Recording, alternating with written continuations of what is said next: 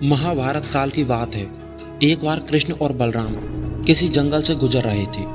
चलते चलते काफी समय बीत गया और अब सूरज भी लगभग डूबने वाला था। अंधेरे में आगे बढ़ना संभव नहीं था, इसलिए कृष्ण बोले, बलराम, हम ऐसा करते हैं कि अब सुबह होने तक यहीं ठहर जाते हैं। सुबह होते ही हम अपनी मंजिल को प्राप्त करने के लिए चल पड़ेंगे। बलराम बोले, पर इस घने जंगल में हमें खतरा हो सकता है, यहाँ सोना उचित नहीं होगा, हमें जाग कर ही रात बितानी होगी। अच्छा, हम ऐसा करते हैं कि पहले मैं सो जाता हूँ और तुम पहरा देते रहो, और फिर जैसे ही तुम्हें नींद आएगी तुम मुझे जगा देना, फिर मैं पहरा दे लूंगा। और ऐसा कृष्ण ने सुझाव दिया।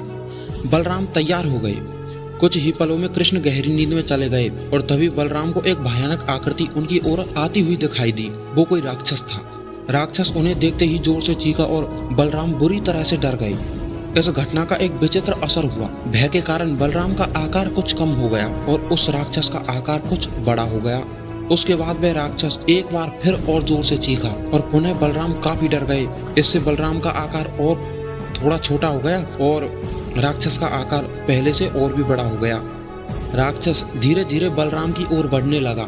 बलराम पहले से ही भयभीत थे और उस विशालकाय राक्षस को अपनी ओर आता हुआ देखकर जोर से चीख पड़े, कृष्णा, और चीखते ही वहीं मूर्छित होकर गिर पड़े। बलराम की आवाज सुनकर कृष्ण उठे। बलराम को वहां देखकर उन्होंने सोचा कि बलराम पहरा देते देते थक गए और उन्हें सोने से पहले ही आवाज दे दी। अब कृष्ण पहरा देने लगे। कुछ देर बाद वही राक्षस उनके सामने आया और जोर से चीखा। कृष्ण जरा भी नहीं घबराए और बोले, बताओ, तुम इस तरह क्यों चीख रहे हो? तुम्हें चाहिए क्या? इस बार कृष्ण के साहस के कारण उनका आकार कुछ बढ़ गया और राक्षस का आकार कुछ घट गया। राक्षस को पहली बार कोई ऐसा व्यक्ति मिला था जिससे उसे डर नहीं लगा। घबराहट में वह कृष्ण को देखकर पुनः एक बार जोर से चीखा और इससे फिर असर ये हुआ कि कृष्ण नहीं डरे और उन्होंने फिर से यही कहा कि तुम चाहते क्या हो, और इससे कृष्ण का आकार और भी बड़ा हो गया और राक्षस का आकार पहले से भी छोटा हो गया।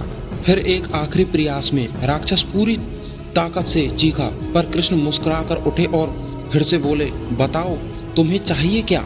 फिर क्या था, राक्षस सिकुड़कर बिल्कुल छोटा हो गया और कृष्ण ने उसे हथेली में लेकर अपनी धोती में बांध लिया। कुछ ही देर में सुबह हो गई। कृष्ण ने बलराम को उठाया और आगे बढ़ने के लिए कहा। वे धीरे धीरे आगे बढ़ते जा रहे थे। तभी बलराम उत्तेजित होकर बोले, तुम्हें पता है कल रात क्या हुआ?